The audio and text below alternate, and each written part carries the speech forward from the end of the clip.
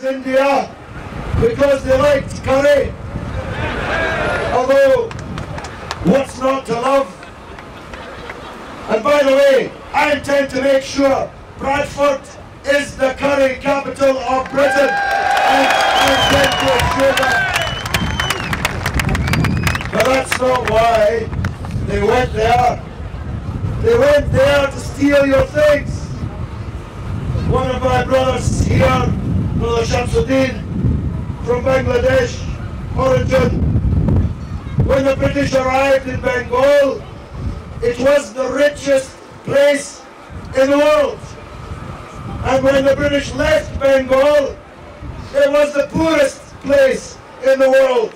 What do you think happened in between? The British stole everything that they could steal. In the case of Africa, they stole even the people themselves and locked them up in chains in the holds of boats and sailed them as slaves across the seas in North America and the New World. Well, we say God created every man and woman, boy and girl in this world as equals before God. That's why we, more than anyone else, are identified with our absolute rejection of racism of any kind or bigotry and prejudice against people's religions of any kind. That's us. You know, the smart people in the London media seem to think I should be embarrassed that a lot of people with brown faces vote for me. I'm proud as punch that a lot of people with brown faces vote for me. Really, the idea, how many times have you heard me asked it since Thursday? Well, you only got Muslim votes. I'm coming to that point in a minute. But Muslim voters are the absolute equal of any other voter, and there's nothing to be embarrassed about in Muslim voters casting their vote for you. But of course, it's not true. I won the university ward, which, as the name suggests, is as plural a ward as any in any city. People of all kinds, of all ages, but with a huge number of young college and university students. I won that ward with 85% of the vote. 85%. I won the support of Hindus, of Sikhs, of Jews, of Muslims, of black people, of Asian people, of white people. This is a mass popular rejection of people of all kinds of the existing political class. And I will stand up for and speak for people of all kinds, and people who voted for me and people who didn't vote for me, because guess what? I intend to get more than 56% of the vote at the next election when I face the people of Bradford. So we reject war, we reject racism, we reject Islamophobia, we reject neoliberal economics, voodoo economics that think that money rather than wealth is what matters, who think that the accountant is more important than the economist, although I've got some good friends who are accountants here in this constituency. The economy rather than the numbers is what counts. Not so far away from here in Yorkshire, Mrs. Thatcher closed all the coal mines because she said they didn't make any money. They didn't make any money, but they made things. They made real wealth come out of the ground, which our country and our economy could use. Instead, these coal mines were flooded and destroyed in a triumph of accountancy over economics. We reject this idea in its entirety.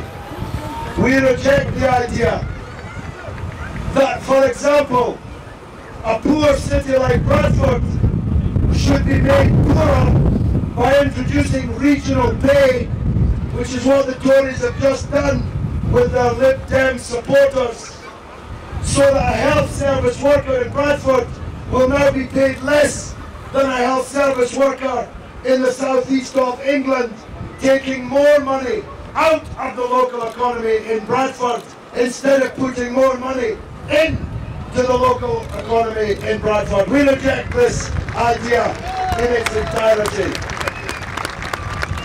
And we say this, that it's madness to make people unemployed. Because unemployed people not only no longer pay tax, but they no longer have wages. They no longer have wages that they can spend in shops, if we had many, on taxis, in cafes, in restaurants, on clothes, on household goods. And if they cannot spend in these businesses, more people will become unemployed, and this vicious cycle will continue. So we reject all of these voodoo economics. But you know, one of the reasons why this city rose up in the way that it did on Thursday is that Bradford is run by a council which is rotten, incompetent and politically corrupt.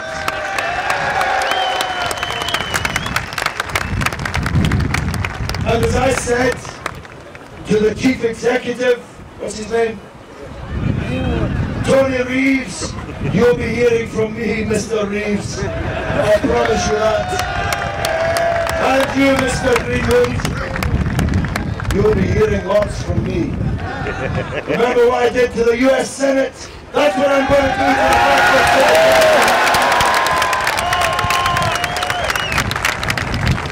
I told them on Thursday night, we are going to stand in the elections in 5 weeks' time in every council ward in the city of Bradford. And we are in it to win it. And if you want to join Respect and want to put your name forward as a candidate in those elections, we have forms here in the hands of Brother Naveed Hussain, my election organiser. After the rally, get a form, fill it in quickly, give it to him back, because the nominations have to be in by midday on Wednesday. And I will be spending the entire night through until morning sifting those application forms and coming up with a winning team that will fight those elections 5 weeks from now. But you must join Respect if you're going to be a candidate. And you can join online. And guess what? Thousands of people have joined Respect since Thursday, and thousands more are going to do so. You'll have to have qualifications. I don't mean educational qualifications, though they will help. But hey, I don't have any educational qualifications either, so they're not going to be a disqualification. The one qualification you will not need is to be a member of any bradery, because braderies died in Bradford on Thursday. So don't come and tell me you've got some big family backing that'll count against you.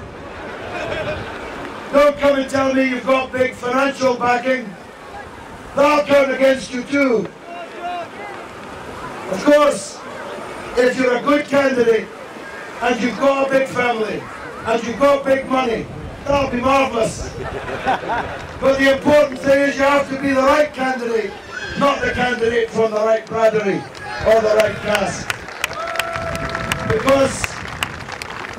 Because we reject this un-Islamic and undemocratic idea of caste and of Bradford. There is nothing called Bradford in Islam, and there is nothing called Bradford in democracy.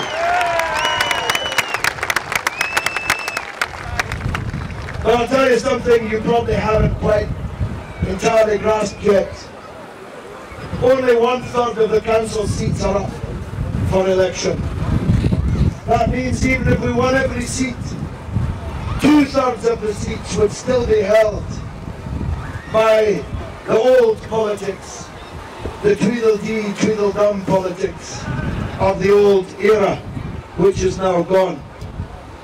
The most important job that you have on election day 5 weeks from now is the referendum to create a powerful, directly elected mayor of the city of Bradford. We must take that chance. We must have a yes vote to elect a mayor, because I'll tell you what, if we get that yes vote, that really is the end for the old parties. There'll be no more smoke-filled rooms, no more backroom deals, no more Bradfordism. We'll just have a mayor, like I hope we have.